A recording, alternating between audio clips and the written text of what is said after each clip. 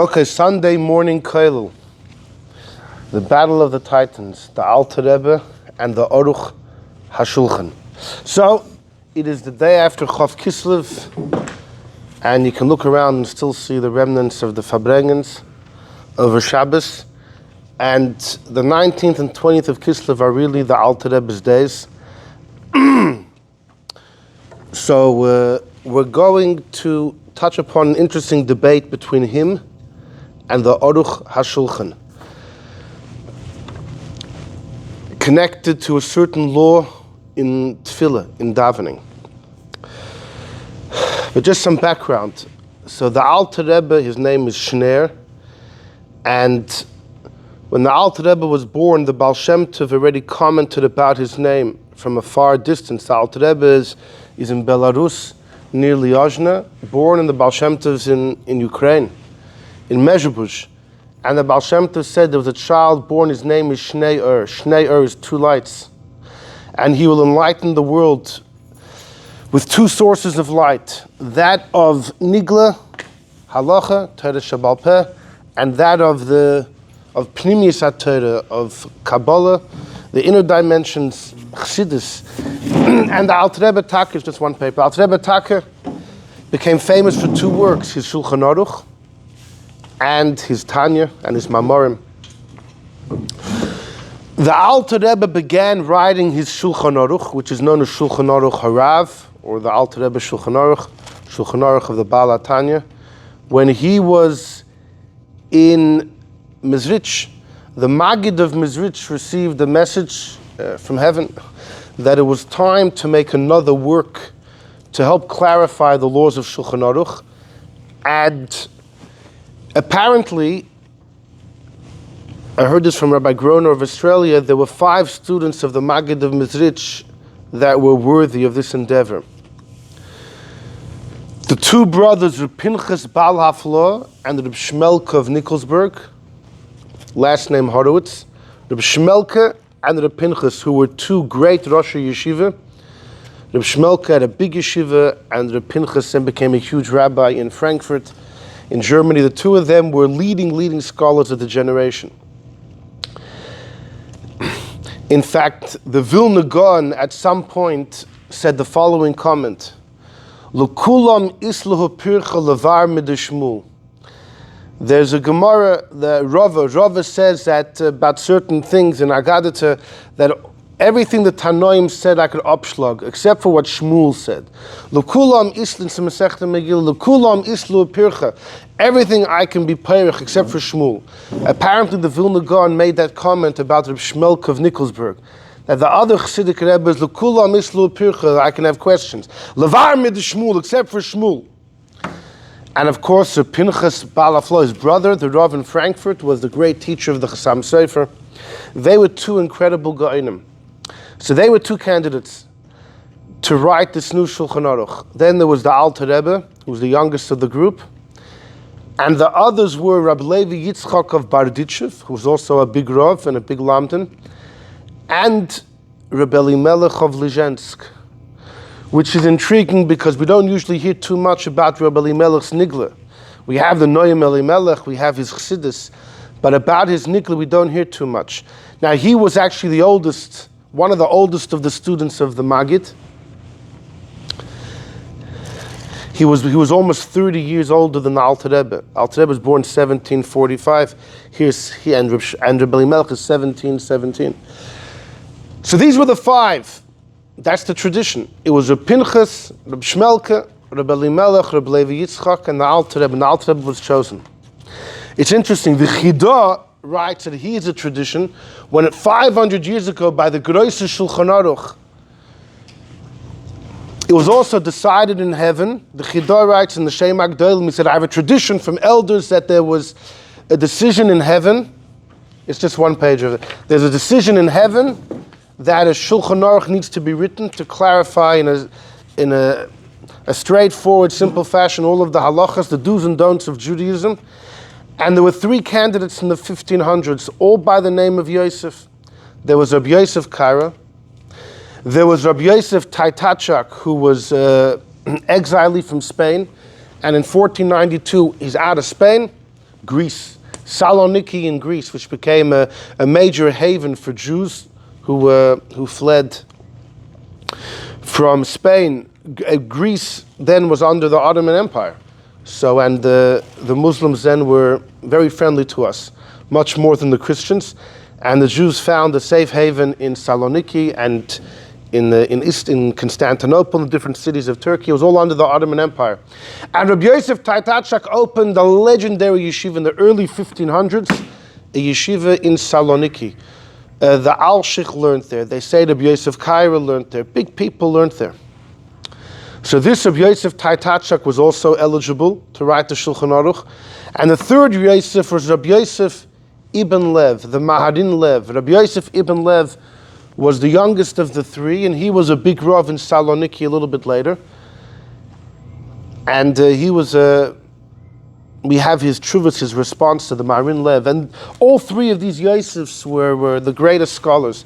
So the Chidah says the tradition is, why was Rabbi Yosef Kaira selected? Due to his humility. Due to his humility.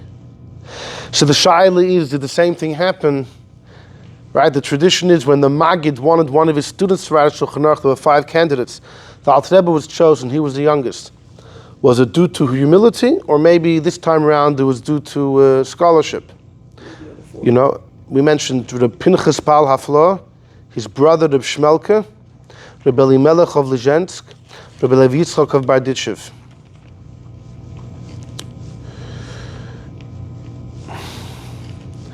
There are sources, we know the Alter Rebbe was the most advanced.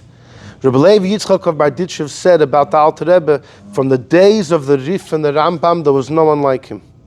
Mimois HaRif v'Rambam loikom koma, there's nobody like him. So that would kind of indicate that maybe the Alter Rebbe was chosen for scholarship. Either way, so the Alter Rebbe gets busy while he's in Mizrich. He's in his 20s, writing Shulchan Aruch, and he begins with the laws of Pesach, the laws of Tzitzis. That was printed first, but wasn't written first. What was written first was Tzitzis and Pesach. It's interesting, the beginning of Hilchos Pesach, the Alter Rebbe gives a list of he says, how many mitzvahs d'oraisa? 8 mitzvahs, he gives a little synopsis of the mitzvahs, and then goes into the halachas. Like the Rambam does, before every set of halachas, the Rambam lists the amount of mitzvahs, ubir mitzvahs, the explanation of these mitzvahs, beprokim, the Alter Rebbe did the same thing. Because the Alter Rebbe had tremendous chavivus, he cherished the Rambam. So the first set of halachas that he wrote, he wanted to formulate it the same way. So he began, there are 8 mitzvahs on Pesach, he describes what they are, and it's the only place in Shulchan Aruch where we have that. And when the Alter Rebbe began writing, he wasn't, I guess, who am I to question the Alter Rebbe's confidence? But the Alter Rebbe showed his writings to some of the older students. He would show his writings to the Pinchas and Reb Shmelke. He would show what he wrote to them. It's interesting, because they were candidates to write the Shulchan Aruch. It's interesting to put the 2 and 2 together. The Alter Rebbe would show it to them and get their approval. Right, exactly, get approval. And they gave their approval. And these were the first 2 parts that the Alter Rebbe wrote, Tzitzis and Pesach. But they weren't printed. The first printed was years later, in 1794, a couple years before Tanya, was Hilchos Talmud Torah. The Alter Rebbe's Hilchos Talmud Torah is something extremely unique. Let me explain like this. So, let's go back historically, okay? Indulge me, please. So you had the Gemara, right? After Gemara was sealed, so during the Geonim for hundreds of years, you had to really learn Gemara to Paskin a Shaila. Questions would come up, that they would go to the Geonim, what do you say about this? If it's not clear in the Gemara, there's some suffix. But it doesn't seem like anybody wrote a flowing commentary on the Gemara for hundreds of years. We just had Shuvos, response, and the amount that have survived, very few. Hundreds of years pass, until Rabbeinu Gershom, about 1,000 years ago, puts together a flowing commentary on Gemara, which was unique. That was unique, to actually have a flowing commentary. And almost the same time as him, Rabbeinu Hananel who's just a couple years younger, 30 years younger maybe than Rabbeinu Gershom. Rabbeinu Gershom is living in Germany, in Mainz. Rabbeinu Hananel is in Tunisia, in Al Kairun, so for the Sfardim. They both write a running commentary. And the purpose of that was still to boost Gemara, that people were having difficulty. Don't worry, I'll give you a flowing commentary, and now you can also learn Gemara, and it's clear, and you can figure out the halacha yourself. However, Rabbeinu Hananel had a student known as the Rif. And the Rif saw that it's just to the average layman, he has a shaila in halacha, you can't expect him to open a Gemara and start, you have to find the right sugya. Often there's contradiction between sugyas, how do you paskin? Even within one sugya, it's often difficult to know what the conclusion is. There's many opinions. How do you, it's a maze. Talmud Bavli is a maze. B'machshakim hoishivani, the Gemara said in Sanhedrin, it's like going through darkness. It's Talmud Bavli. So the Rif said, you know what I'm going to do? I'm going to make a sefer where all you have is the bottom line of every sugya. So the Rif's halachas follows the flow of the Gemara, but instead of having 2-page back and forth, you have the bottom line, what he feels is the bottom line. He only quotes what's mamash necessary, bottom line for today, practical halacha of today. So it made it a machaya, if you really did have a question, all you had to know was where the sugya was, and you really did get the bottom line. I will tell you that during the Rif's time, he got flack. The Rif was in Morocco. Right north above him in Spain, there were two. The Rif's name was Rabbi Yitzchak Al-Fassi. There were a couple other Rabbi Yitzchaks in his generation, both living in southern Spain. Rabbi Yitzchak Geyes and Rabbi Yitzchak Al-Balya. And they were the two greatest Rabbi Yitzchaks in that part of the world. And the two of them had an issue with the Rif, because they say, you know what's happening? Now people aren't learning Gemara. Imagine a Bach in Yeshiva, forget about the Gemara, open the Rif, I got the bottom line. Why should I go the question and the answer? The question is going to be difficult for me, I won't get the answer, the different opinions. Forget about it, tell me the Machaya, just the bottom line. And these Rabbi Yitzchaks, on the contrary, they were trying to boost Talmud learning. In fact, Rabbi Yitzchak Al-Balya did the exact opposite as a Rif. He wrote a sefer explaining the most difficult passages of Gemara. I think it was called the Avkas Reichel. But Rabbi Yitzchak Al-Balya wrote a sefer discussing dafka the hardest sugis, trying to make a clarity of them to boost Talmudic learning. That no one should say Gemara is too hard. And then a couple miles away, the Rif is doing the exact opposite. Forget the Gemara, your woes are over. Bottom line right here. Anyhow, so that's what the Rif did. Shortly after, you have the Rambam, who, similar to the Rif, wants to give a bottom line. But the Rambam writes his halachas, doesn't follow the order of the Gemara. There's no Aramaic in the Rambam. The Rif is Aramaic. The Rif is still Gemara terminology. It's still, the Rambam's like, forget about that. You don't know Aramaic, no problem. How's your Hebrew? Decent, good. This is for you. And not just that, the Rif sometimes quotes names of Amoraim, and sometimes he quotes debates. By the Rambam, there's no debates. It's all clear. The Rambam quotes no Brises, no Gemaras. The Rambam is basically just saying, this, you don't do that. There's very few explanations in the Rambam. Sources forget about. There's no Aramaic. It's mamish like your one-stop shop, and all you have to know is your Hebrew. And just read it slowly and translate, and hopefully you understand. Now you can imagine the Rambam got huge flack for his sefer. Like the Raavad says, even if I wanted to argue on him, I can't. I have no idea where he got the halacha from. Which sugya did he get this from? Then I have no idea where he got it from. Who's he paskening like? And also the fact that Rambam quotes no dissenting opinions. It's like my way or the highway. That's how other Rishonim, that the Rav Shmuel Bar Eli was a rabbi in Baghdad, the first one to come out against the Rambam. So Shmuel Bar Eli felt that he lived in Baghdad in Bavel. Bavel should be the seat, the crown of Torah knowledge. And here you have a rabbi in Egypt writing halachas as if he is the only opinion that exists. When you read the Rambam, there's like, very rarely the Rambam quotes others, a couple of times throughout the Rambam. Otherwise, it's just boom, boom, boom. Azoi, this is how it is, And many Rishonim had an issue where his sources, that he doesn't quote any other opinions. Why does the whole world have to follow the Rambam's understanding? That was the Ravid's issue. That's what the Rambam did. A little later, you have the Rosh. And the Rif, Rambam, and the Rosh were considered the pillars of halacha in the eyes of Rabbi Yosef Kaira. When Rabbi Yosef Kaira is going to write a Shulchan Aruch, his three pillars are Rif, Rambam, and Rosh. What did the Rosh do? The Rosh follows the style of the Rif. I'm going back to Gemara. I'm writing a running commentary on Gemara. Okay, it's on Gemara. But different than the Rif, the Rosh doesn't just quote the bottom line. The Rosh quotes many opinions of all the Rishonim. As far as the Gemara, the Rosh pretty much quotes the bottom line of the Gemara.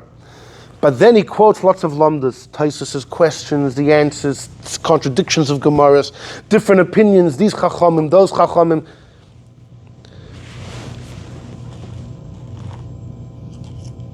The Rosh then had a son, the Tur, Rabbi Yaakov, the Baal HaTurim. And the Tur was the first one to write a Shulchan Aruch the way we have it, with Orach Chaim, Yeridea, Even HaEzer, Choshen Mishpat. He made up those words. He formulated the 4 parts. And this is different than anyone before him. I guess it's, in a way, it's similar to the Rambam. It's by topic. Similar to the Rambam, it's by topic.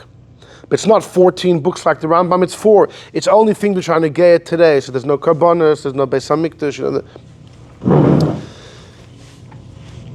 But different than the Rambam, the Tur often quotes the Gemara, and the Tur quotes lots of Rishonim. The Tur often quotes the Rambam. The Tur may argue. The Tur often quotes his father's everywhere. The Tur quotes from lots of Rishonim. Sometimes the Tur can bring 3 or 4 opinions about a matter. The Tur really wants you to be an informed customer on the topic at hand. It's not just my way, but then the Tur wants to give his conclusion, which usually follows his father, the Rosh. Fine. Then comes Rabbi Yosef Kaira.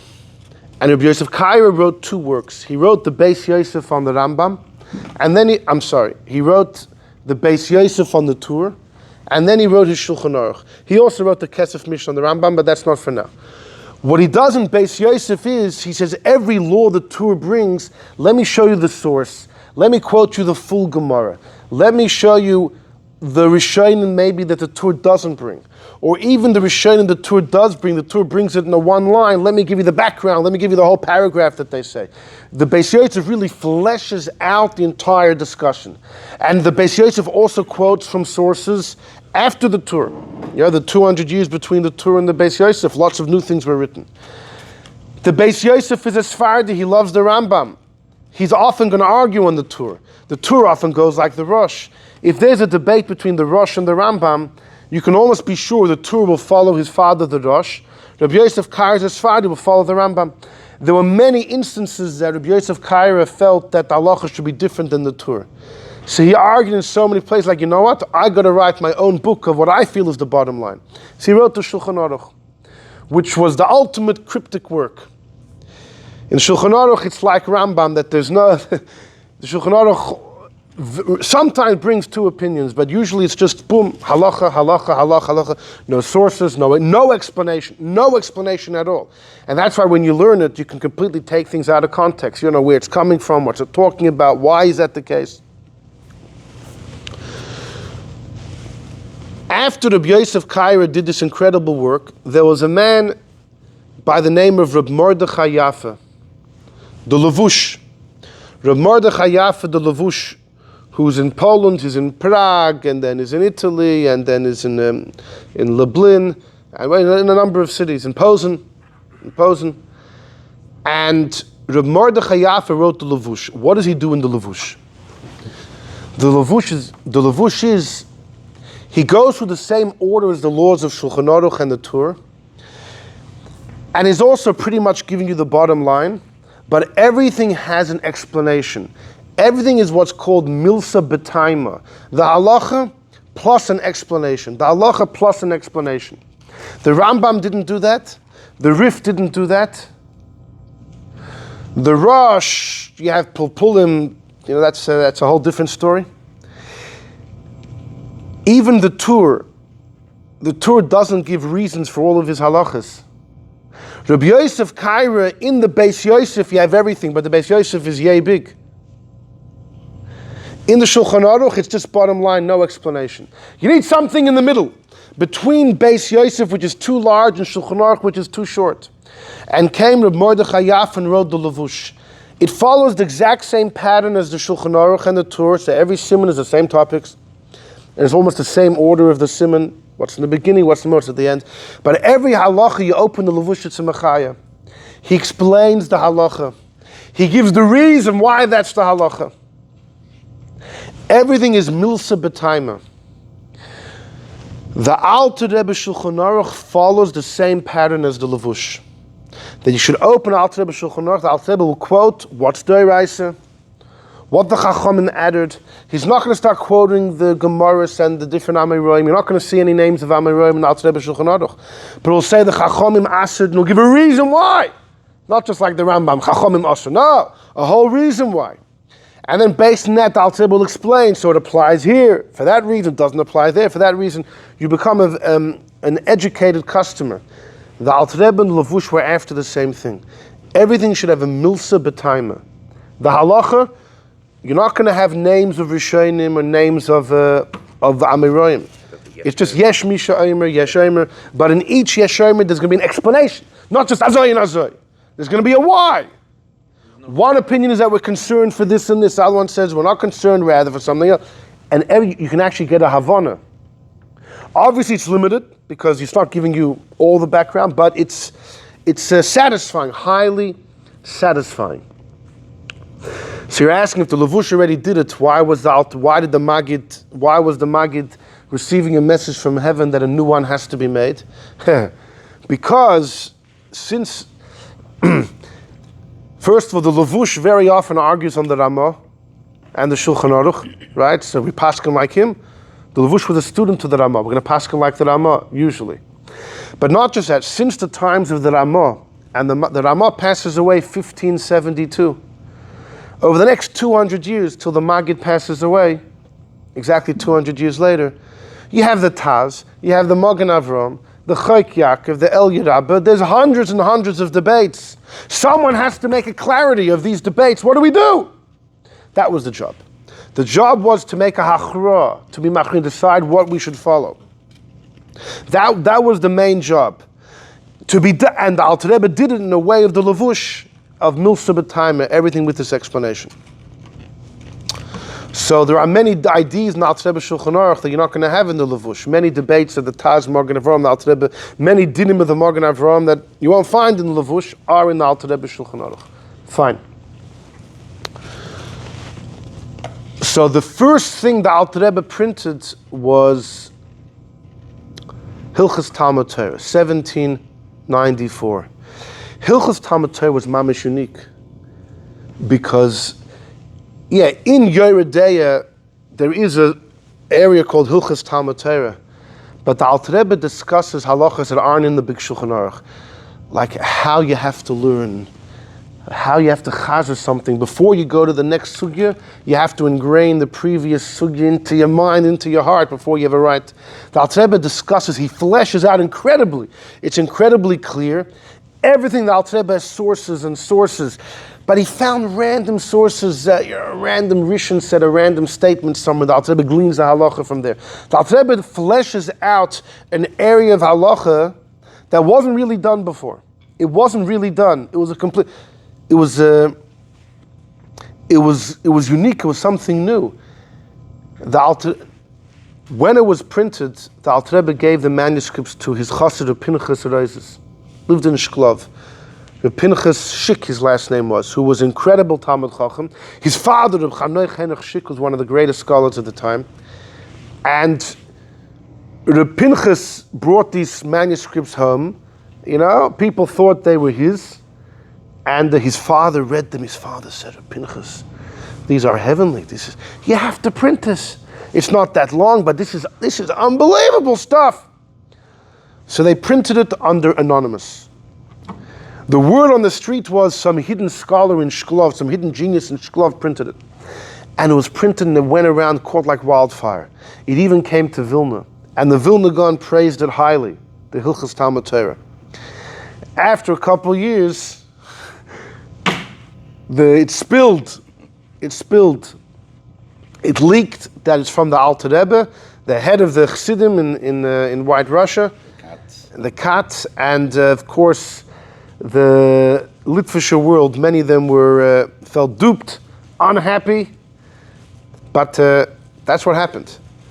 The fact is, many of them were highly influenced and said, "Tak, if this is the Alter Rebbe, then maybe we'll go and hear what the man has to say." And it was Dafka printed. The Bnei Yissaschar, the great Chassidic Rebbe, wrote a sefer on some Masechtas of Gemara. And when he printed it, he thought, what, the Litvishers are going to see a Pirush on Gemara from a Chassidic Rebbe, they're not going to look at it. So when he printed it, it was printed under the name of Tzvi, Talmud of the Bach. And then he said, it was printed first, he gave it through a random year, like 100 years before. And all the original Haskamas, Sichveis, were lost, and we're not reprinting the approbations that were originally there. Sometimes you have to have the right camouflage for the Chidushim. Anyhow, so that's it. And then over time, the Alter Rebbe finished writing the Shulchan Aruch, and it was printed. Most of it was lost in a fire. Most of the Alter Rebbe Shulchan was lost in a fire. Fine. But we have almost all of Orach Chaim, not the whole thing, but almost all of Orach Chaim, and a little bit of Yeridea, a little bit of Choshen Mishpat. It's unfortunate most of it was lost. Azayizis. Fine. A little after the Alter Rebbe was born a great scholar by the name of Yechiel Michal Epstein. Okay?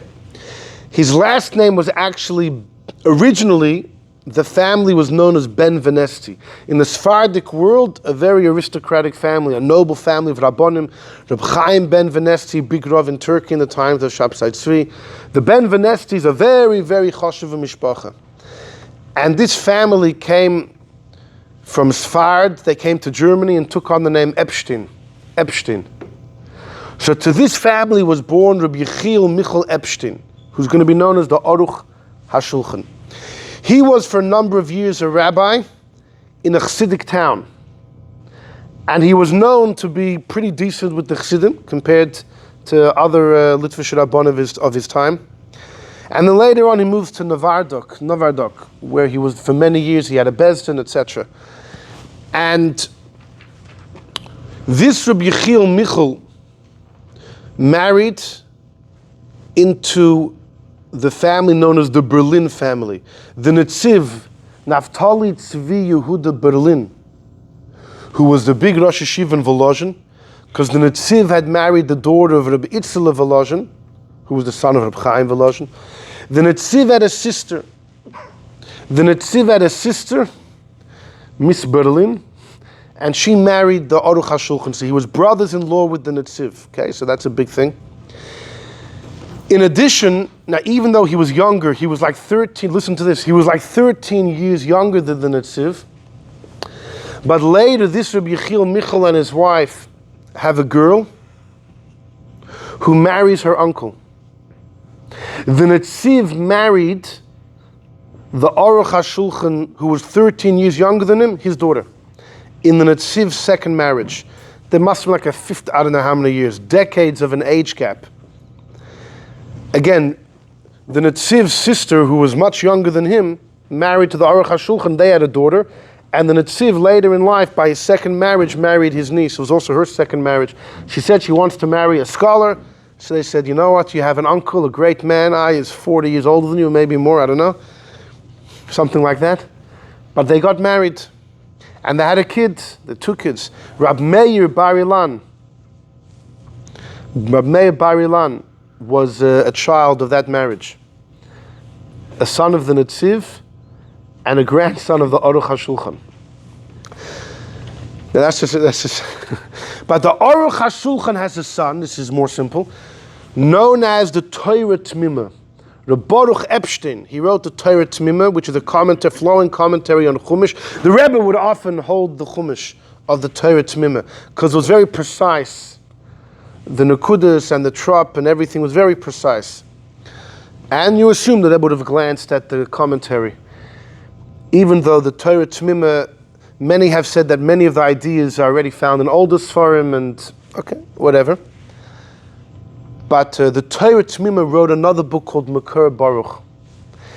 And in it, he famously has a whole part where he discusses his father, the Aruch Hashulchan, meeting the Tzemach Tzedek.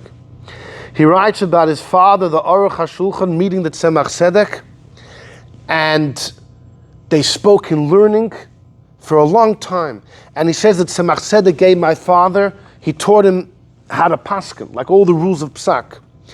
And he quotes lots of stories that Tzemach Tzedek told his father. He has pages and pages of memoirs in his Makar Baruch of interaction between the Tzemach Tzedek of Lubavitch and his father, the Aruch HaShulchan. Rav Munshine, who investigated, he was a historian, and whenever a story didn't seem right, he would tear it to pieces. He was actually infamous for embarking on a crusade, a jihad, a holy war, to dismantle suspicious stories. If Rav Munshine would see a story and the dates don't match up, the dates don't work, the location is wrong, then the whole story is suspect, and he would tear it apart and throw it out. And many have said that he was a little too extreme. Many good stories that people have told over generations. Rav Munshine found a crack in the story, and once there was a crack in the story, the whole thing was suspect. And others said, come on! You have to imagine over time, so the location's wrong, the date is wrong, the name is wrong, doesn't mean the whole story's wrong. But anyhow, so Rav Munshine tackles these memoirs of the Baruch Epstein about his father, Tzemach Tzedek. The dates don't work, this doesn't work. He dismisses the entire thing as fabrication. He dismisses the entire thing, lo haya v'lo nivra. So why would the Makar Baruch write this? In order the Chassidish world should learn the Aruch HaShulchan. You know, if the Chassidim hear these stories, interaction of Lubavitch and the Aruch HaShulchan, so then the whole world will embrace the Sefer. These were the allegations of Rav Munshine. And there were others that wrote back, come on, taka, the dates don't work. So maybe the date was off. You know, or maybe even the Makar Baruch embellished a little bit, but to say that none of it ever happened, the whole thing is a fantasy, a fantasia, is a very sharp accusation. Anyhow, it's been discussed a lot about this. Al Kapanim, the Aruch, one thing we know for sure about the Aruch HaShulchan, the Rebbe quoted him very often. Not just in letters or in footnotes in the Sichos, but at Farbrengen he would quote the name Aruch HaShulchan. About little girls lighting candles, Barabeno Tamtfil, and different things, you know, so fine. The Aruch HaShulchan and the Alter Rebbe there's a big debate in the laws of tefillah. Okay, what time is it? Okay, we had a long introduction. This is a sugya that everyone is somewhat familiar with, but there are many, many details, fascinating details, that you really have to delve in, jump into the pool over here in order to really feel out. And there's one particular debate between the Aruch HaShulchan and the Alter Rebbe that we're going to get to. But first, a bit of background. The specific halacha here is like this. So we know we daven Shachris, we daven Mincha, we daven Ma'ariv. Shachris and Mincha are obligation. Ma'ariv was a debate between Rabbi Yeshua and Rabbi Gamliel. Rabbi Yeshua said it was discretionary, Rishus. Rabbi Gamliel said Chayve. It ended up also being a debate, Abaye and Rava. Fine, but the halacha is it's a Rishus. Nonetheless, the Rishonim say, Tosfos says already, no, you can't. It's Rishus, but the Yidden have already accepted it upon ourselves and we do it. Yeah, fine. It's also known, what if somebody misses a tefillah? Something happened. Let's say you missed mincha. Something happened before you noticed pitch black outside, right? So the halacha is, you daven Ma'ariv twice. You do the Birchas Kriya Shema, you do Ma'ariv, and after Ma'ariv Shemoneh Esrei, you do Tashlum and make up Shemoneh Esrei. You miss Ma'ariv, even though Ma'ariv is only Rishus, still, you do a second shachris to make it up. And if you miss shachris as well, the strict halacha is, if you miss shachris and it's after chatzos, you're supposed to wait. We don't do mincha right after chatzos, we wait a half hour. If it's a minute after chatzos, you wait until mincha, you do mincha, and then right after mincha you make up shachris. As far as Shmoneh Esrei. As far as Yotzer Ur and Avos Olam, so there's a big debate in Shulchan Aruch. There's 3 opinions concerning that. Do you have only 4 hours of the day to say those brachas till chatzos, or the entire day till the evening? But either way, I don't want to get the minig in Lubavitch today is that if it's after chatzos, we still do shachris first, and we're not going to get into that during this year. But in conventional halacha, this is the way it was. You miss a tefillah, the next one you do makeup. Fine. So that everybody knows. That's the simple stuff. So we're going to see that things are far from simple. Join me, number 1 is a Rambam. The Rambam rules like this. Tov v'lo yispal, if someone didn't daven. Lo tefillah zu v'lo tefillah hasmucha lo. What if you miss shachris and mincha? And now it's ma'ariv. Can you make up both? Eino mishalom el achroinu b'lvad. You only make up the last one. You can only make up the last one. Ketzad, for example, tov v'lo yispal. What if you missed both shachris and mincha, and now it's pitch black outside? Right? This has nothing to do with wearing tefillah or not, or saying shema. This is about Shmoneh Esrei. This is Shmoneh Esrei. Right? It could be you put on tefillin, then you had to take them off. You had to run out for an emergency. You never ended up doing Shmoneh Esrei. And not mincha either. It was a crazy day. I'm a shugana talk, right? And now it's dark outside. You finally catch your breath. What do? Says the Rambam, shachris is out. It's not your fault, but say that. You know, so mispalal arvis time. You can only do ma'ariv twice. Rishoyna arvis, the first one will be for ma'ariv, and the achroina, the second Shmoneh Esrei, makes up for mincha. Avol shachris, I'm sorry, ein lot, we can't make it up. Shekvar ovar zmana, the time has passed. V'chein b'shar tefillah, so to other tefillahs. So it sounds like from the Rambam that as long as you're in the tefillah right after, it's still the zman. You see what the Rambam says? If it's mincha time and you're making up shachris, it sounds like it's still zman shachris. Or if it's ma'ariv time, you're making up mincha, it's still zman mincha. But to make up for 2 tefillahs behind, that zman's already lost. That's a very significant statement to the Rambam. He didn't have to. Well, that's the word. The reason you're able to make up mincha by ma'ariv because it's still zman mincha. Or maybe the Rambam just means a loose expression. Shachris is showing farfalon when it's 2 tefillahs later. Right, yeah, okay, fine. If it's still zman, you should be able to daven it instead of having to do. Right. If it's mamish the zman, then you should be able to first do the makeup and then do. So we'll get to there in a moment. Look at number 2 is Arrivad. The Arrivad comments right away. Cost of Arrivad. Ro'isi b'daitoi. I see the Rambam's opinion. Number 2. Eino mishalom tos. You can't make up a mistake. Right? If you miss a tefillah on purpose, there's no makeup. It's only if it was an accident. Ela b'somach, only in the immediate tefillah. Well, the fichach omar, therefore the Rambam says, shachris ein lo tashlum, you can't make it up at night. Shekvar ovaz mana, the time is on. The das yichidus hizu, the Rambam's a lone soldier, says the Ravid. Mipnei shero ha'inyan, because the Rambam looked in the Gemara, and the Gemara describes hashlama besmuchin, always in the tefillah right after. The Gemara says, mishachris lemincha, if you miss shachris, do 2 minchas, mincha la'arvis, ma'arvis la'shachris.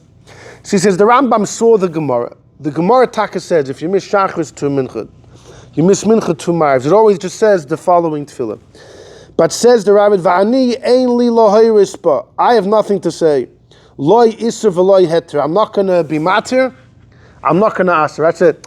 He's not mamish arguing the Rambam. He says, I'm not saying what I feel. I'm not going to say no or yeah. But then he says, if the guy wants to make up shachris, right, make up 3, in other words, ma'ariv and then mincha and then shachris, he could. Then he says, avalani oimer, but let me tell you one thing I do have to say. Im nizkar besmuchala. Let's say you missed the tefillah last week, okay? Last week you missed a ma'ariv.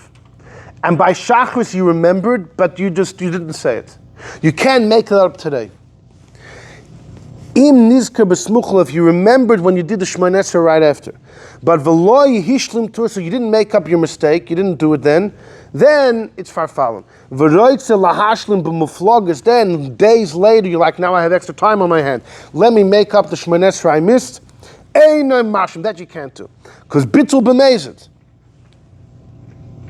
Very interesting. So the Ravid seems to be saying, if you missed a Shmoneh Esrei a week ago, right?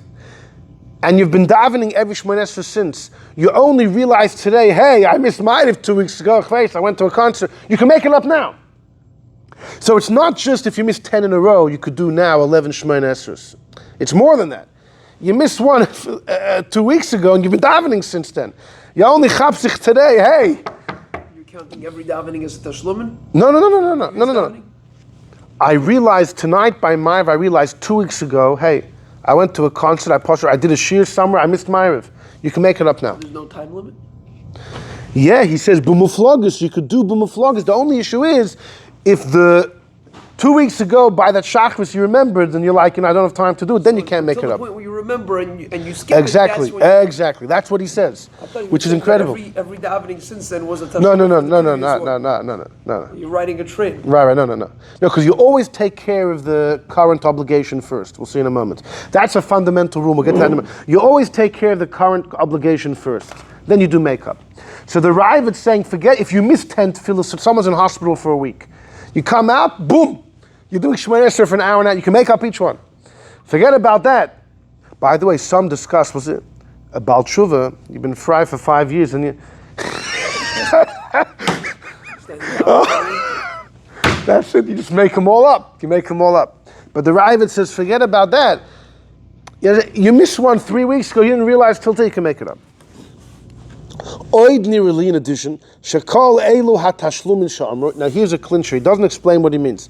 But whenever we say tashlumim, einam ela im hatfilah ha'acheres. It has to be together with the tefillah you're doing at that time. Sheba bizmano. When you're making up, you can't just get up and make up an old tefillah. You have to be doing the current tefillah. Hoyel v'shas tefillah. So since you're involved in tefillah, you could make up. Okay, and that's going to be important. We're going to get back to that. Fine. So far, listen, the Ravid has said some incredible things over here. Look at number 3. Rabbeinu Yoina on Masechta Brachas says, number 3. Let's read the bold words. Ta, if someone didn't daven mincha, you daven Ma'ariv twice. Right? That's what the Gemara says. You daven Ma'ariv twice. By the way, it's interesting.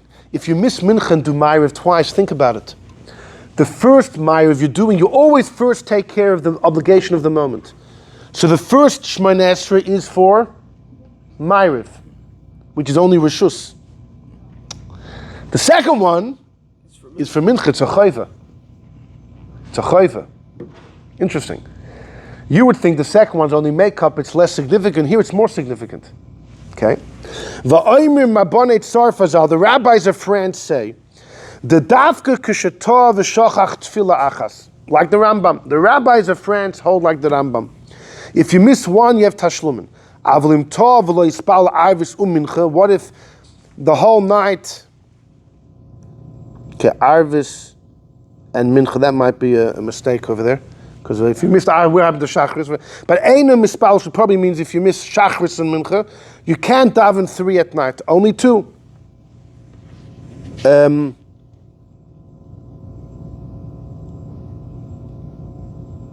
Oh, no, he means if you missed both Mincha and Ma'ariv, just out of order.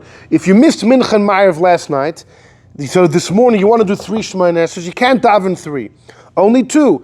Achas shel Shachris to take care of the current obligation, v'achas shel Arvis. You can't make up Mincha.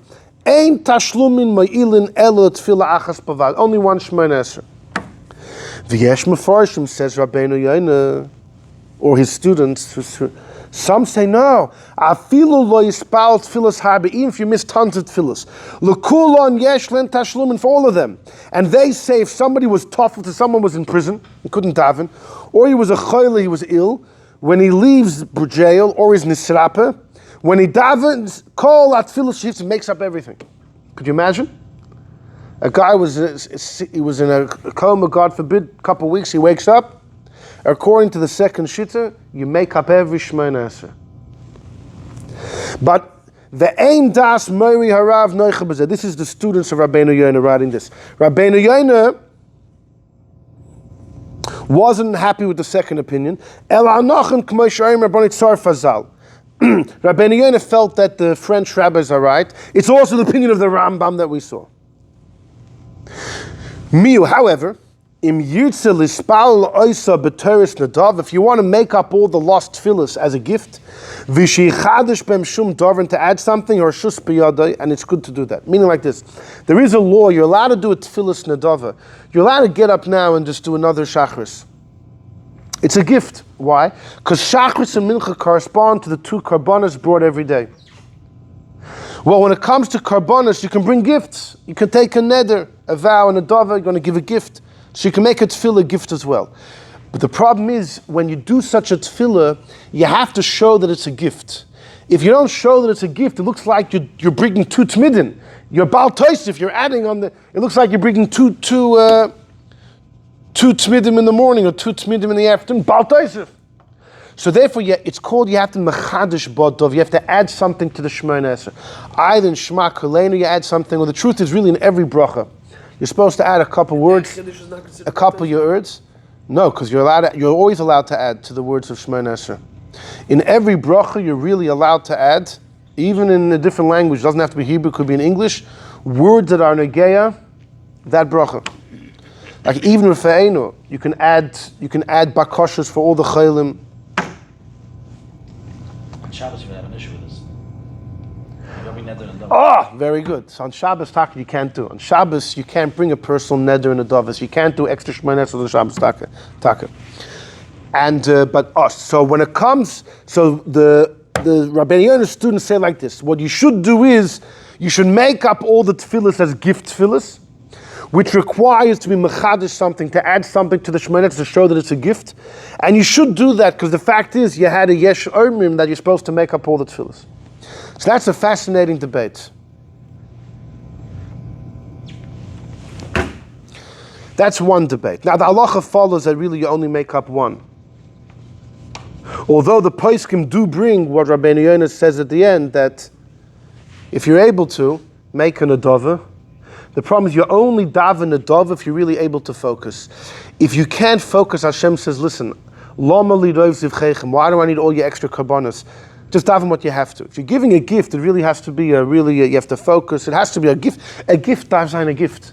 A matana has to be a nice matana, right? Who can focus on that many Shemoneh Esreis? Right? As much as you can, right? At least one. 1, 2. Okay. Well, also the question is, could you make them up over time? No. The Ravid, but the Ravid says only if you dafka don't do it because it's like mazid. But the Ravid would agree if you feel like you're unable to do it, so then it's not a problem. Right, not mazid. The Ravid, that's what the Ravid seemed to say. If you remember you didn't do it, because it's called bittul b'mezid. But if you're unable to, fine. Look at number 4. Number 4 is a very important shtikul Gemara about this. Tana Rabbanon, okay? Let's have our wits with us. Ta v'lo yispalul mincha be'erev Shabbos. It was Friday. This is Gemara in Brachas. It was Friday, and you missed mincha for whatever reason. You're driving somewhere for Shabbos, crazy traffic. You couldn't. If you got out of your car to daven mincha, you're going to be stuck there for Shabbos. So whatever. It was an accident. So mispalul belel Shabbos shtayim. So you do 2 Ma'ariv Friday nights. And the first one is always for that moment, the tzav hashah, the moment instruction would be. The second one is makeup. Tov v'lo yispal mincha b'Shabbos. So too, if it's mincha Shabbos, you didn't daven. Then mispal b'mitzvah Shabbos time. You do 2 Ma'ariv. So even in both of these cases, when you make up the Shemoneh Esrei you missed, you're not doing the exact one you missed. If you missed Friday mincha, the second Shemoneh Esrei you do Friday night, it's not going to be a weekday Shemoneh Esrei, it's going to be a Friday night Shemoneh Esrei. But that's the way you do it. But here the Brisa says, what if the Shabbos case, you missed Shabbos mincha, now it's Mitzvah Shabbos, 2 Ma'arivs. Which one do you do Havdalah in? So you could intuit yourself. Mavdul Bersha, the first one is from Mitzvah Shabbos, you make Havdalah. The Einu Mavdul B'Shni, the second one doesn't need Havdalah. Why? Because the second one is makeup. Why would you do Havdalah twice? Havdalah just needs to be said once. But here's the thing. Ve'im hivdul b'shniya. What if you flip the Havdalahs? What if you did Havdalah in the second one, v'loi hivdul b'shniya, but not the first? So the Brisa says, shniya also, the second Shemoneh Esrei works, Rishona loy also, the first one doesn't work. Meaning the Brisa is saying, if you did Havdalah in the second one, your first one is out. Your first one is out. Whereas your second one will count for Ma'ariv. You did Havdalah. You got to do a third one to make up for the one that you lost. Now, the Gemara assumes, why does the first one not count? Why doesn't the first one count for Ma'ariv? Because since you missed Atochen Antanu, you missed Havdalah, you blow the Shemoneh Esrei. So the Gemara says, what? L'meimra, are you telling me the kivon deloy avdol b'kamaisa, since you didn't do Havdalah in the first one, command deloy tzolidami? You're saying that missing Havdalah is like missing Ya'alav Yovin Chodesh or something? By Shachar. Are you telling me it blows the Shemoneh Esrei? Umahadrin alei? And you have to, right? The Gemara thinks, why is the first Ma'ariv out? It doesn't count for because you missed out to Really? You lose the Shemoneh Esrei? Or a minu, I'll have your... No, it says clearly nishtazay. We have a teaching. If you made a mistake and you didn't say gvuras ksham b'tchis amazing. If you missed mashu v'ruach, or she'ela b'birchas Hashem, you didn't say the same talu motav machzirus, you have to go back. But havdalah b'chayin and adas, ei machzirin oisay. Because yachol oim ala kois, you can make it up on the cup. The Gemara ends up kasher. 2 dots. Now the Gemara has seemed to upschlag the Brisa. Ends up with a kasha. The funny thing is that this Brisa is brought in halacha. Every paskin like the Brisa, if you mix up the Havdalahs, you lose the first Shemoneh Esrei. Even the Gemara said it's a kasha. So comes Rav Haigon. You have to know like this. When the Gemara says kasha, kasha just means at that particular moment we didn't have an answer. Kasha means at that moment we didn't have an answer. Tuyufsa means out. Arois, abgeschlagen, out of here, abgefragt. Kasha means it's takashver, but no answer was given that day. But it's open to discussion. And not just that, even you don't have to be an Amira. You can come today and answer the Gemara's kasha. Right? There was a marshal we learned. Only if the Gemara says teku, then you can't answer the kasha. But stam, if a Gemara doesn't answer a question or kasha, you're allowed to come later and answer the kasha. So Rav Haigon says, I'll tell you the answer. I have a simple answer. Of course, missing Atochen and Tanu does not destroy your Shemoneh Esrei. If you Mitzvah Shabbos, you miss Atochen and Tanu, you don't do Shemoneh Esrei again. Because you're going to do Havdalah on a cup. But here's the thing. If you did Havdalah in the second and not in the first, you know what that means? You're clearly indicating, you're being Megala Das, my second one is for Ma'ariv. My first one was for Mincha. That's the problem. The fact that you glaringly omitted Atochen and Tanu in the first Shemoneh Esrei, and you put it in the second one, clearly indicates what's your frame of mind. The first one is my Mincha. The second is Ma'ariv. Well, then you blow it, because the order is critical. First, you take care of the chiyuv of that time, then you go back and make up. Hold on. So accordingly, if you missed it by both, you'll be fine. If you do it in the second, that clearly that indicates that the glaring omission, your silence was deafening. The not saying Atochen on the first was your Gilui Das, you're having in mind to do Mincha. And that's the problem. Because the order is critical. First, Ma'ariv, which is the momentary obligation, and then you go back. If you first try and go back, it doesn't count. That's how Rav Haigon, he says, it's not a kasha, I have an answer. And therefore the Brisa stays good. And all the poskim follow this Rav Haigon. The Alter Rebbe Taka rules, it's only if you did it on purpose. It's only if you Taka left out Atochen Antona because you had in mind to do Mincha. It's only if you Taka, but if you Taka forgot, like what if you Taka, the first Shemoneh Esrei you had in mind for Ma'ariv, but you Taka forgot Atochen Antona. You're supposed to say Atochen and Tanu in the second Shemoneh Esrei. You're supposed to do that. And you're good. You only lose the first Shemona Esrei if you taka had in mind mincha, and that's why you left that atachin. The Alter Rebbe taka adds that. So this halacha becomes the yesod. If you switch the order and you first do makeup, the makeup doesn't count. There happens to be a big debate. In order to lose the first Shemona Esrei because you were trying to do makeup, does it just depend on what goes on in your mind, or it has to be there was some physical manifestation of it? The Magen Avraham and the Taz hold there has to be some physical manifestation, like over here where you glaringly omitted Atachan Antanu. There has to be some clear indication that you're trying to first do makeup and then you lose it. But if it was only in your mind, there are those, the Magen Avraham and Taz, Alter Rebbe says, Yesh Mapakpekim. There are those who want to say, you don't lose it. Most others disagree and say, no. If in your mind you had in mind to make up, you lose it. But it's interesting because the source comes from over here, but over here, it's not just that in your mind, you also had, there's a physical manifestation. The fact that you omitted Atachanatan. And this is a very important law that shows you how serious it is. You have to have the right order. First you do the obligation of the time, then you go back. By the Aruch Hashulchan says, what's the logic? He thinks the logic's like this. You're standing in front of God. God says, now you got to daven ma'ariv. You're first going to start making up. If you don't do what you're supposed to do now, it's like rebelling in front of the king.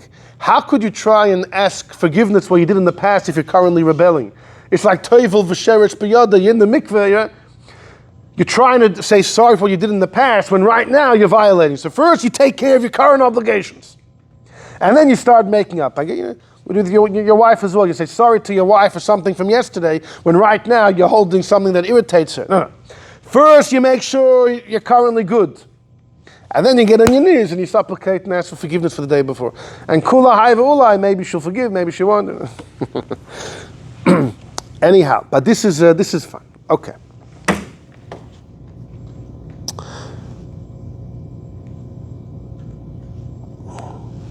Another major debate is the following.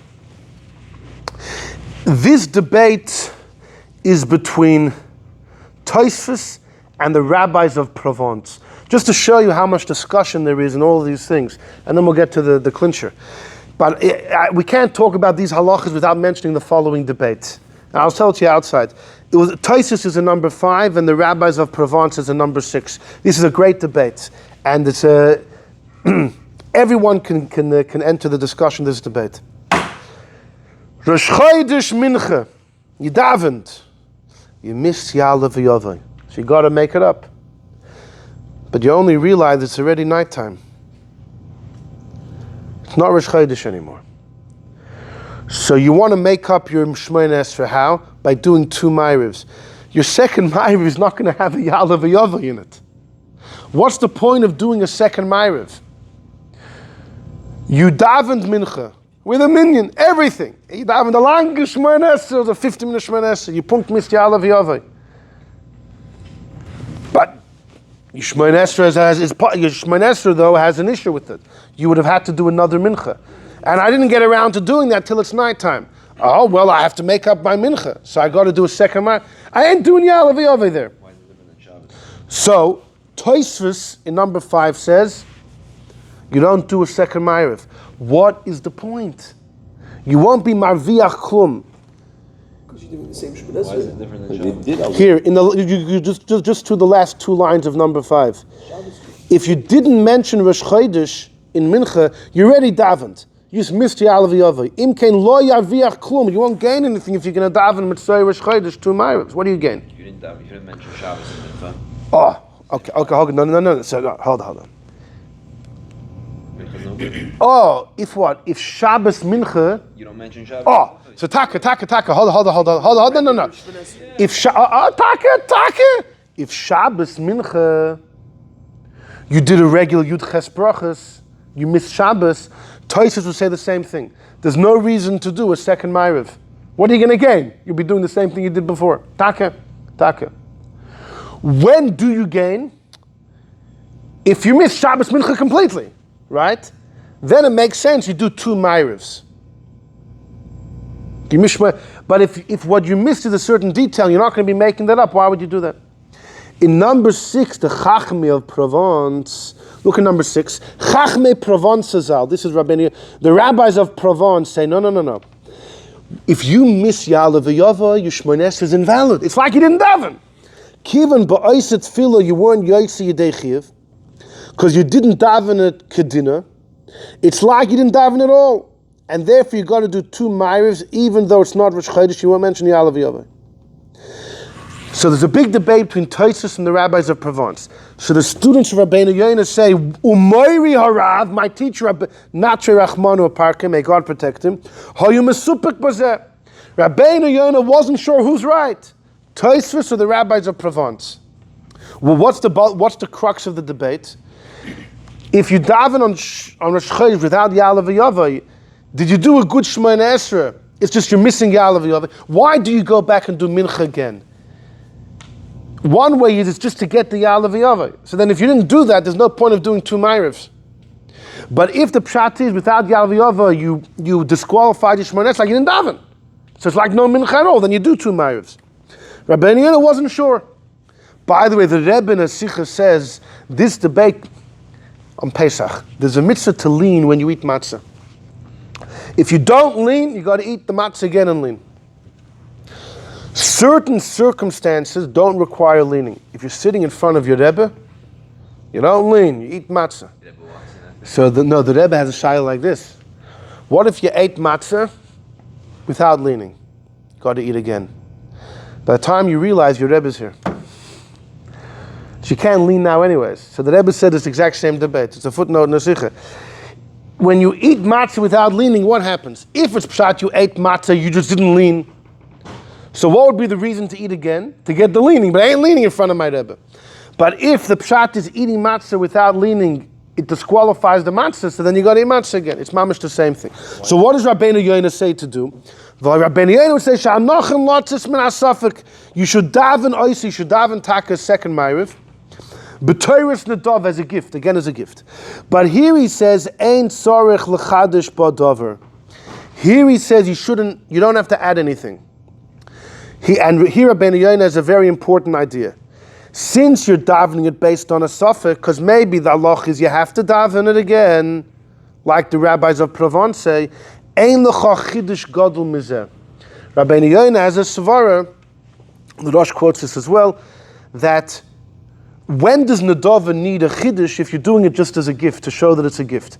But if you're davening it on a chance, 50-50, you have to daven, then you have in mind, it could be I have to daven, and if I don't, it's a gift, but you don't have to add anything. Because the fact you're doing it to fulfill a perhaps 50-50 obligation, that itself is considered a chiddush, whatever the explanation is. Now it's funny, number 3, Rabbeinu Yonah didn't say that. In number 3, by the missing many, it sounds like there the main opinion was you can't make up the old ones. And therefore, if you want to do them as a gift, you can't say, well, 50-50, I have to make them. Apparently there, the main shit is you don't make them. Either way, fine. Okay. So there are those that say that what do many of these debates boil down to? So there were many. It's become a very popular discussion in the last couple decades. Many Rosh Yeshivas have been running wild with the following chakira, the following logic. You missed mincha, you're doing 2 ma'arivs. Is the second ma'ariv a ma'ariv, but it just counts to make up for mincha, or it's actually a mincha? When you do the second Shmoneh Esrei to make up the one from the last Zman, is it actually the one from the last Zman? Or no, it's tonight's Shmoneh Esrei. But you already did one, so the second one will give you credit for mincha. Maybe it's neither of them, it's just an adaba, it's a separate third. No, it's not. You have to do it. So some want to plug it into every. There are some Rosh Yeshivas who want to plug this in to every single debate there is over here. For example, the machlokes in number 3 between if you're allowed to make up the last 100 tefillos or only the previous one. So some Rosh Yeshivas wanted to say, if the second ma'ariv itself is mincha, then you still need to be attached to mincha. And maybe you can only be attached to the one tefillah before. You can't go back a week, 2 weeks ago. But if the extra Shmoneh Esrei are all the Shmoneh Esrei of now, they're just crediting you for the ones you missed, so you could do as many as you want.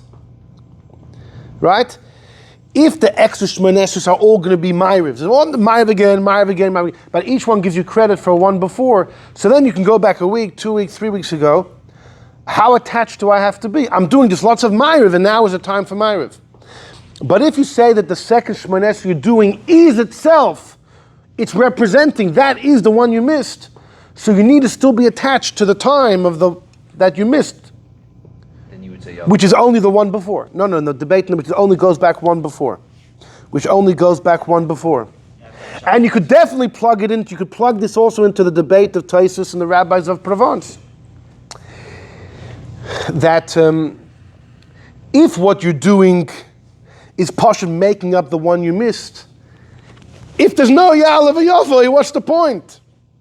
If the second Ma'ariv itself is going to be for the Mincha, it itself is the Mincha, you did Mincha, you just missed Ya'alev Yavai. There ain't no Ya'alev Yavai here.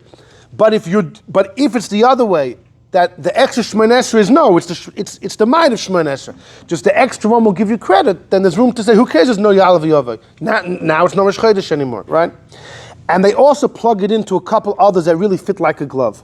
In number 7, there's a big debate between the Levush and the Ramah. What's the debate between the Levush and his Rebbe, the Ramah? What's the debate? You missed Mincha Erev Rosh Chodesh, okay? The day before Rosh Chodesh. Yom Kippur Katan, as they call it, right? And many people, they fast. And the serious day, right? When I was in Oli Torah, they would take the Bochum to the Oyel every Erev Rosh Chodesh, right? Those that wanted to go. It's a serious day. So, somehow you missed Mincha, okay? So you realize at night, so now it's Rosh Chodesh, so you got to do 2 Ma'arivs, because you missed Mincha completely.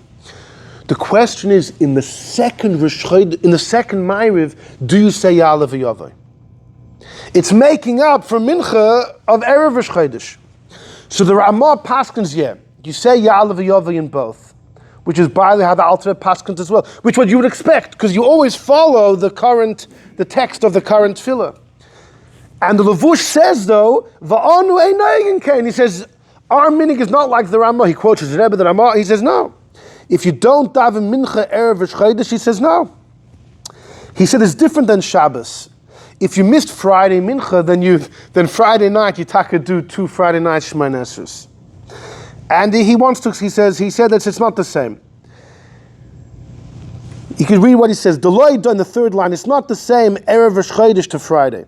On Friday, have a timer that since, and if you missed Friday Mincha and you realize Friday night, the second Shmoneh Esrei is going to be a weekday Shmoneh Esrei. You can't do that on Shabbos. That's illogical. Since it's already Shabbos, it's zilzula. You're belittling Shabbos to do. So how could you make Shabbos choil to do a weekday Shmoneh Esrei, right? If you missed Friday Mincha, you do 2 Friday night Shmoneh Esrei. Of course, the second one can't be the 18 brachas. You got to be out of your mind to do that on Shabbos. But in Rosh Chodesh, when you missed Mincha on Erev Rosh Chodesh and you do 2 Ma'arivs, so the second one you'll miss Ya'alev Yavai. It'll be your little secret between you and God. It's Lo Shayim. Rosh Chodesh isn't so holy. Oh! And by the way, if you miss Ya'alev Yavai at night in Rosh Chodesh, you don't have to go back. Va'oid, and he says, anyways, you're davening most of Shmoneh Esrei correctly anyway. It's just the Ya'alev Yavai.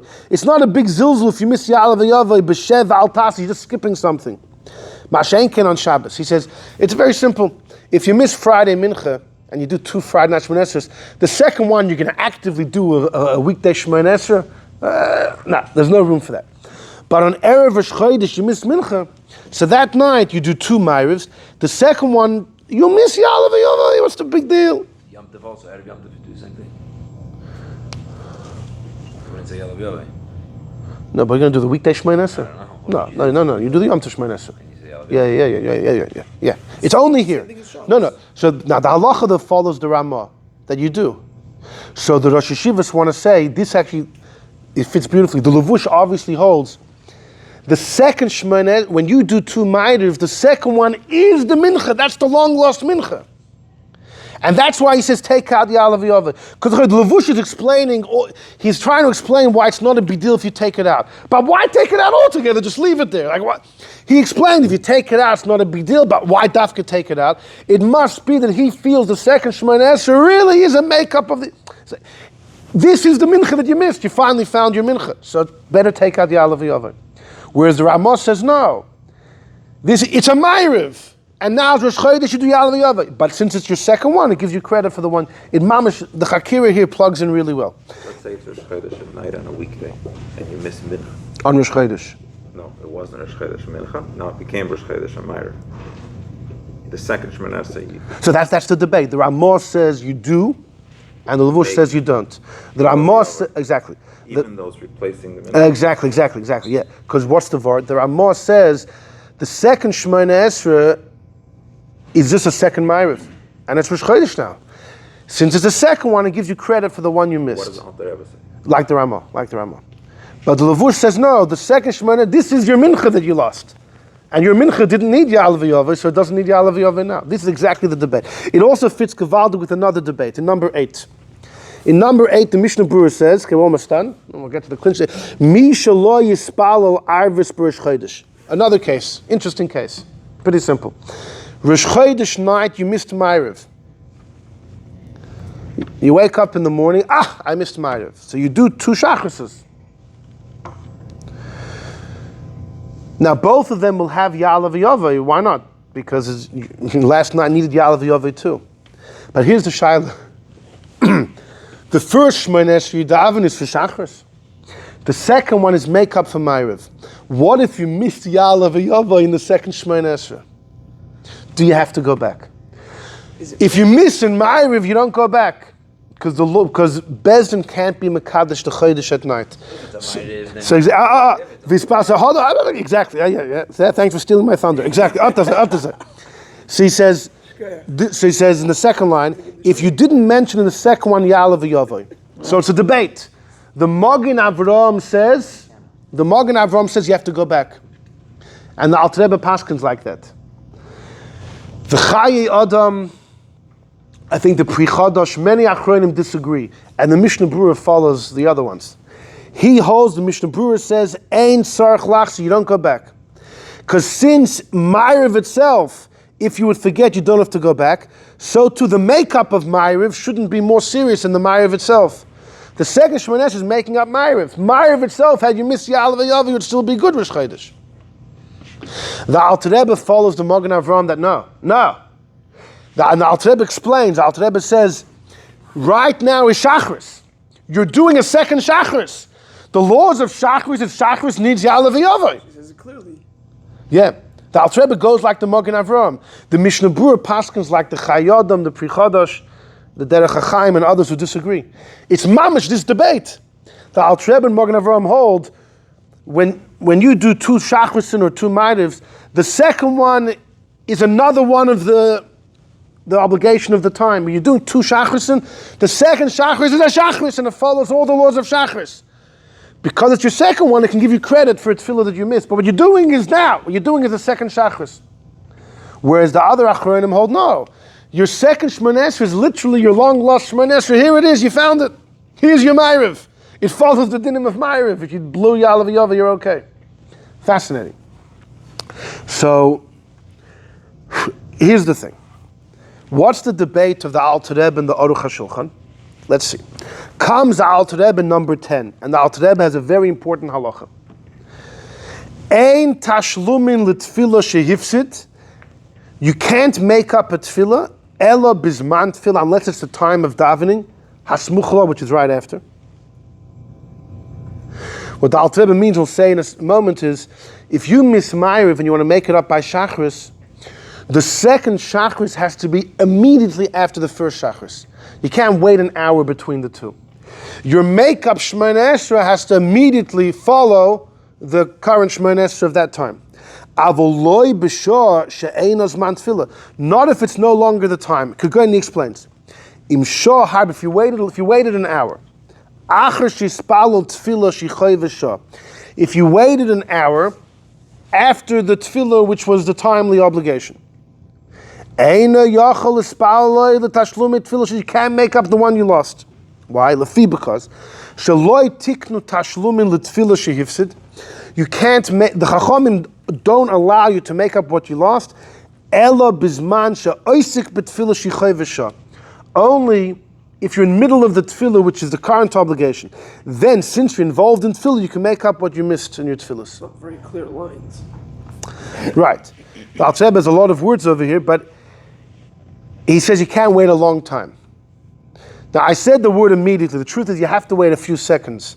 Or say Ashrei. You're supposed to wait a small amount between the two Shemoneh Esrei. But if you waited a long time, definitely an hour, you lost it. And the Alter Rebbe says why? Because Chachamim were only masakin to fix the tefillah you missed if you're in the middle of the tefillah. That's the current obligation.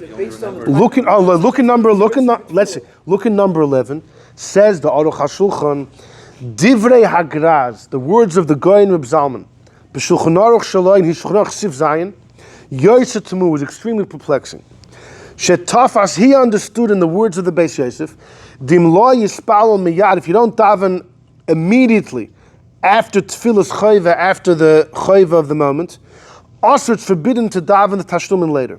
Uminal Leha, where does Alter Rebbe get it from?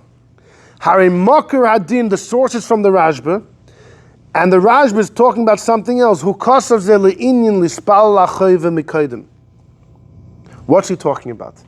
I have the Rashba number 9. There is a Rashba that the Alter Rebbe and the Aruch Hashulchan are debating how to understand. Okay? Now we'll read the Rashba and you tell me what your impressions are. Says the Rashba number 9, says in commentary Masechta Brachos, V'yesh mefarshim, some say dafka mincha you can make up by Ma'ariv. That's the Rambam. V'chein nami, so too when we say Torah and you miss Shachris, you do 2 minchas.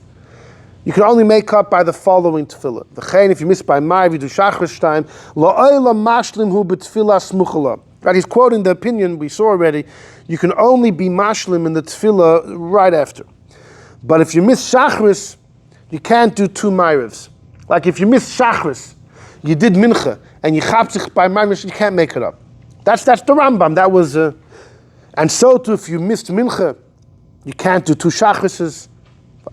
The Yesh Mefarshim, some say, and these were the Ravid or the other opinions in number 3, that you could make up Duhu Adin V'hu Atam, that for the same logic, just like you can make up the one previous, you can go back and make up ones before. V'chei Nira. So the Rashba actually paskins, like the opinions, you could make up tefillas from a while back. That's what he paskins. If you did, and not just if you miss 10 in a row, then you do 11. You miss Shachris, you daven mincha. You only realize by Ma'ariv you can make up Shachris. That's what he says. So even though before it seemed like this opinion was kind of the outcast, the Rashba holds that way. Fine. But then he continues. Umiyu, however, dafka bisman tefillah. You can only make it up bisman tefillah. He doesn't say what he means, bisman tefillah.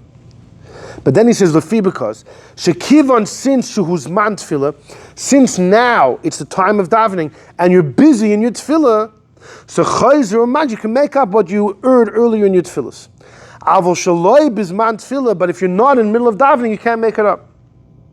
Shim Loiken, because he has a raya. Listen to his raya. Why does it say that if you miss mincha, you do 2 ma'arivs? Or if you miss shachris, you do 2 minchas to ka'amar? Lema, the Gemara should say, Ta, and you miss shachris before chatzos, you can make it up after chatzos. Or if you miss mincha, you can make it up at night. Why does the Gemara say if you miss mincha, you do 2 ma'arivs? If you miss shachris, 2 minchas. It's to teach you could only make up the lost Shemoneh Esrei when you're busy with the current Shemoneh Esrei. I mean, that seems to be exactly what the Alter Rebbe says. So what you should know is there were some who understood the Rashba to be meaning that when the Rashba says you have to daven bisman tefillah, it means like this. Let's say you miss shachris and now it's chatzos. So the Rashba says for the next half hour you can't make it up. You have to wait till zman tefillah of mincha, which is a half hour later, and then you get your mincha, and then afterwards you get your shachris. But as long as you did your mincha, you can do shachris till the evening. It could be hours after your mincha. Again, the Aruch Hashulchan and there's others learned what the Rashba means like this. If you miss shachris and it's already chatzos, it's not zman tefillah, you have to wait for a half hour to go by. Now it's the time of davening for mincha. Get your mincha in. And once you do that, you have till the end of the day to do shachris, but it could be 4 hours later. That's how the Levush understands it. And the Levush says so too by mincha. If you miss mincha, you could make it up by Ma'ariv, but it needs to be in the zman, meaning till midnight. Ma'ariv b'di'evid you could do till dawn, but the true zman of Ma'ariv goes till midnight. When could you make up mincha? During zman tefillah, meaning only till midnight. The Alter Rebbe doesn't learn like that. The Alter Rebbe understands the Rashba to be saying what the Rashba is saying, that you can only make up the old Shemona Esrei when you're currently doing the current Shemona Esrei. The others learn zman tefillah means it has to be in the time. Basically, once you're davening, your door's open, throw on another tefillah. That's how the Alter Rebbe learns. Right. The others learn no. Zman tefillah means like the Levush is very doichik dikapshat l'chera. It means it has to be in the right time, meaning that if you miss shachris by chatzos, you got to wait a half hour to elapse till it's the zman tefillah of mincha. Then do mincha first, and then you have a whole day to knock yourself out for shachris. And then so too, by Ma'ariv, if you miss mincha, you can only make it up from the evening until midnight, which is the real time of Ma'ariv. But you would do Ma'ariv first, and you have 4 hours to do mincha.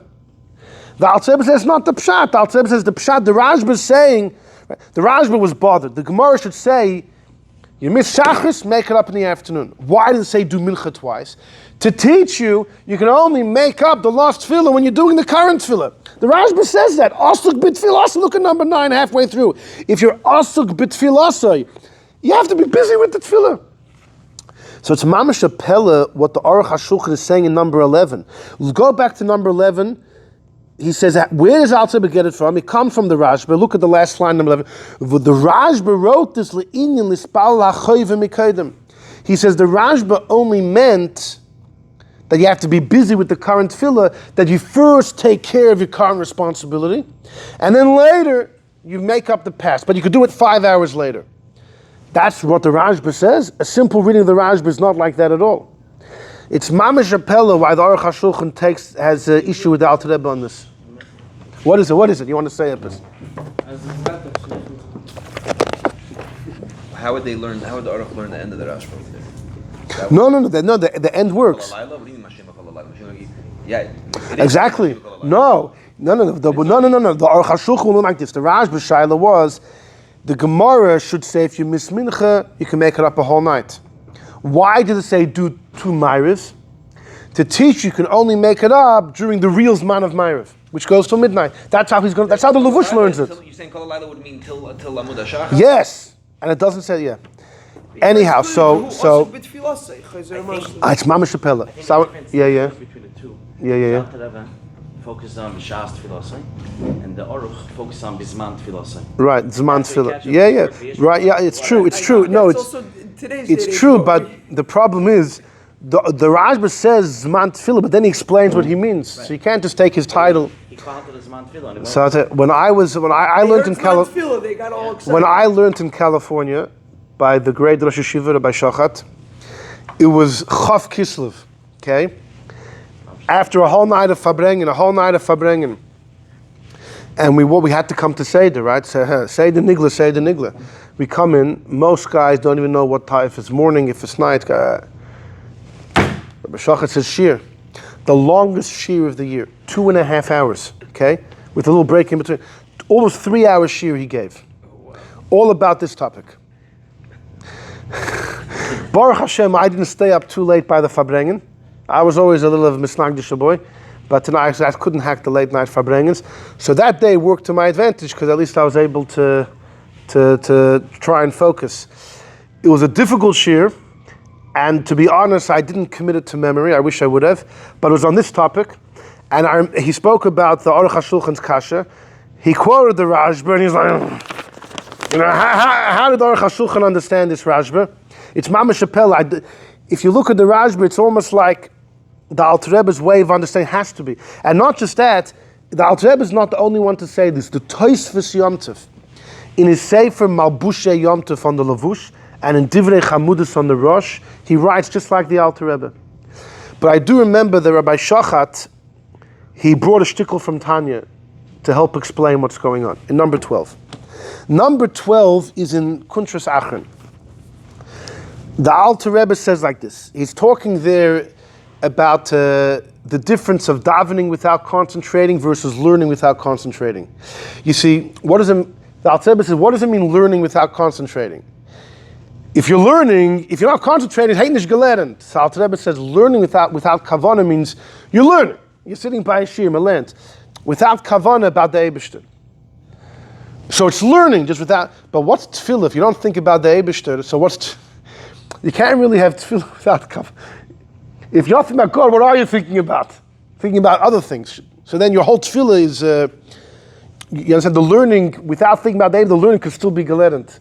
Tefillah without the Eibishter, so what do you really... That's what he's talking about there. But the Alter Rebbe says like this. If someone davened with thinking about random thinking about your business deal later the day, so your tefillah is kind of stuck. It's stuck down here. Then the Alter Rebbe has a bracket. Ella, however, mipnei shekavanosa l'shamayim, the fact that you're talking about a guy he wants to do the right thing. Elamai, his mind got carried away during Shemoneh Esrei.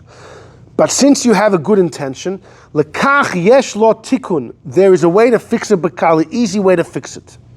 Lachzer v'lalois, you could elevate your lost tefillah. K'shemispalo bekavon, if you do daven with concentration, afilu tefillahs, even one tefillah, muluketes mit tefillas kol hashana. K'mo shekosov b'mikdash melech parshas pekudei. The Mikdash Melech was written by the Sholem Buzgal, I forgot his last name.